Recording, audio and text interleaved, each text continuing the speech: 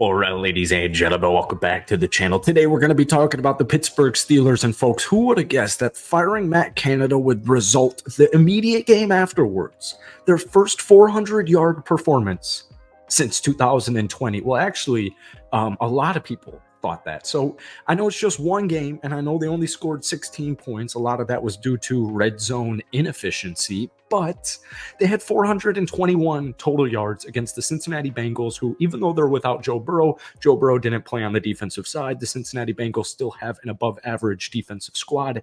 They controlled the trenches. They controlled the game. Kenny Pickett didn't throw an interception. Kenny Pickett didn't make too many mistakes. He threw a couple of deep balls to DJ and George Pickens.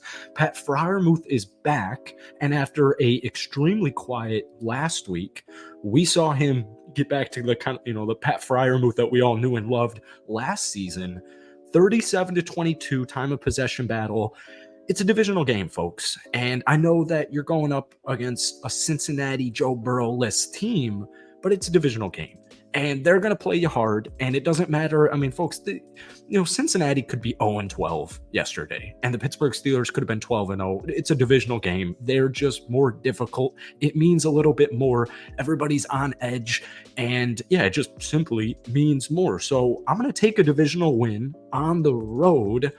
And yeah, I'm just going to take that. So I don't know about you guys, but before we get into today's video, if you guys enjoy it, be sure to hit that like button, hit that sub button for daily NFL content. Steelers fans, I know it's just 16 points, but I have a feeling this is at least the first step in the right direction. And this team has still won 3 out of their last 4 games.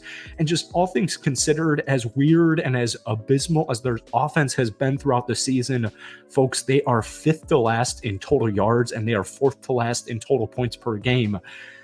Yeah, I'm excited for the rest, or the last third of the season. So if we could try and get this video to 250 likes, that would mean the absolute world to me. So let's talk first and foremost about, to me, the difference maker with Pittsburgh outside of their defense. We'll talk about the defense a little bit later on in the video, and it simply is the rushing game. Najee Harris and Jaylen Warren, we were talking about this all offseason. We're talking about this in preseason when both of those two cats were lighting it up. It just never made much sense to me that the Pittsburgh Steelers, up until about a month ago, running-wise, were just not there.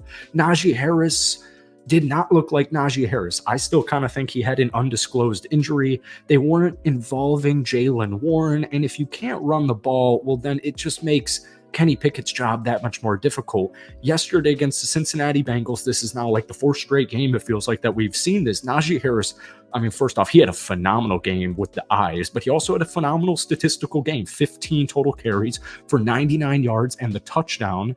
6.6 yards per carry. There were several plays where Najee Harris just, he got like at least an extra 3 or 4 yards just because he's Najee freaking Harris. And then Jaylen Warren, although he did have that hiccup earlier on in the game, he still finished with an efficient 13 carries for 49 yards, averaging a little under 4 yards per carry. So the Pittsburgh Steelers once again ran for over 150 yards. As a team, they averaged 4.6 yards per carry. And once again, a running back is a QB's best friend. It opens up the entire playbook. And by the way, I'm just, the whole Matt Canada era this season, I was so sick of having, like a 1-yard run and then a 2-yard run or another 1-yard run and having these 3rd and 8s, these 3rd and 7s, these 3rd and 10s. That's not good. That you're just shooting yourself in the foot. So when you have Najee Harris and you have Jaylen Warren, give them the damn ball. We don't need a predictable offense, but let these guys feast. Let them do their thing so that it makes Kenny be able to do his thing at a better level, at an easier level. So Kenny Pickett, speaking of KP, 24-33, 278 yards, 0 touchdowns, 0 interceptions. Now, folks, Pittsburgh very easily could have put up this game could have been like 30-10 very easily. And this is, they're still 7-4. This is still stuff they have to work on, even though they had 421 total yards. The red zone inefficiency was not great. The addition of a healthy Pat Freiermuth hopefully goes a long way. But for me, more importantly, there are 2 things I loved about Kenny Pickett yesterday was the deep ball, the 2 passes specifically to George Pickens and Deontay Johnson. Those are just it opens the field. It just opens the field. Like we said, I'm going to keep talking about it because Steelers fans know it. Through the first 10 games of the season, they had as predictable of an offense as you possibly could have. Yes, there were some improvements during that little win streak and towards the end of his tenure with Pittsburgh, but for the most part it was an extremely predictable offense. I have George Pickens, I have Deontay Johnson, I have Pat Freiermuth, and then I've got this two-headed monster at running back, and I've got Kenny Pickett. Even though what the naysayers may say, he can still throw a ball. He can throw a short ball, he can throw a middle ball, he can throw a deep ball, he can do all three. So is he, an MVP in the league? Doesn't look like it, but keep in mind, this is still just his second season. He's still yet to finish technically a complete whole year as the starting QB for the Pittsburgh Steelers. But that's one thing that I absolutely loved. And then finally, we have the most important part of the game for Kenny is just not turning the ball over. And so now, it's about to be December, which is crazy. I think December is like Friday. It gets cold. Pittsburgh fans know exactly what I'm talking about. It gets cold. And so there's two things I want to lean on, my run game and my defense. So before we talk about that defense, because the defense is intense, they're scary. That final sack with 6 minutes to go, TJ Watt just going right at Brown, and he went for the strip sack. That's one scary ass sight. That's one scary sight. But let's talk a little bit about Pat Freiermuth, and then Deontay Johnson and that Jalen Warren fumble. I'm not going to comment on that here's my comment on it. I don't know the full, I'm not Deontay Johnson, right? I'm not going to jump to conclusions that he, is just giving up. I don't like the body language. I obviously don't like that he didn't really even block on that play and then completely gave up on it. But, miscommunication certainly happened. So it's something to keep an eye on, but I don't think it will come up for the rest of the season. But Pat Freiermuth, 9 catches, 120 yards. Even when he was healthy earlier on in the season, we barely saw any of Pat. So I'm glad that he has been more integrated in the offense yesterday. Keep in mind, before that 120 game yesterday against Cincinnati, his highest total on the season came in week 3 against the Raiders, where he had 3 catches for 41 yards and a touchdown.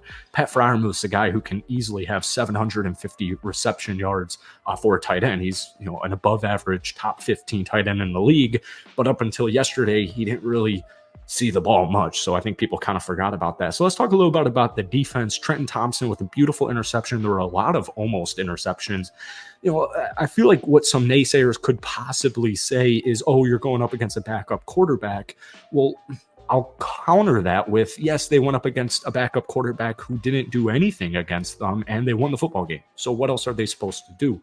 But Trenton Thompson with the interception. Then he had TJ Watt with the forced fumble. He had 2 sacks. He was all over the place, as always. Cameron Hayward with a sack. I'm so glad. I know he's been healthy for a little bit, but I'm so glad he's back and healthy. Then you also had Nick Herbig with a sack.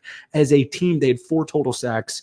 I mean, I think they're 5th currently. Let me get a fact. They are 5th in the National Football League defensively. Nobody's concerned about their defense. They got absolute dogs on all 3 levels of it. So, watch out for the Pittsburgh Steelers, man. I love the rest of their schedule. I believe you got Arizona this upcoming week. Yep, you got Arizona at home, and then you've got New England at home, and then you head to Indianapolis, and then you come back home against Cincinnati. I mean, don't be surprised if Pittsburgh's 10-5. Don't be so. They have not hit. They've got plenty left in the tank. This is just only the start. So Steelers fans, NFL fans, let me know what you guys are thinking. But as always, be sure to hit that like button, hit that sub button for daily NFL content. And let me know your thoughts on yesterday's game. Peace.